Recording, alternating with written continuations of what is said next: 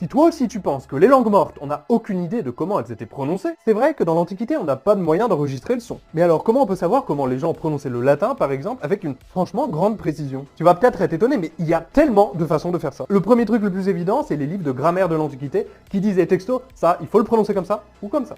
Ouais, les grammaires nazis, c'est pas vraiment nouveau. L'autre, c'est de regarder les fautes directement. Par exemple, sur les inscriptions, si quelqu'un va écrire Caesar avec juste un E, on peut se dire, déjà, le AE est devenu E. Grâce aux fautes que les gens font, on peut savoir comment ils prononçaient la langue. Et en plus, comme une langue n'est pas un vase clos, il y avait plein de mots qui passaient d'une langue à une autre. Donc si on voit comment un mot grec a été emprunté en latin et quelle a été son orthographe, on peut en déduire des choses sur le latin et sur le grec. Mais en plus, dans quelle langue je fais ce truc? Dans une langue descendante du latin. En étudiant les langues descendantes, quand il y en a, on les compare entre elles, on peut retrouver aussi un ancêtre commun. Et grâce à tous ces éléments, on a pu recréer une prononciation qu'on appelle restituée, où on est à peu près sûr que c'était à peu près comme ça qu'ils disaient les choses. Donc, souscribez.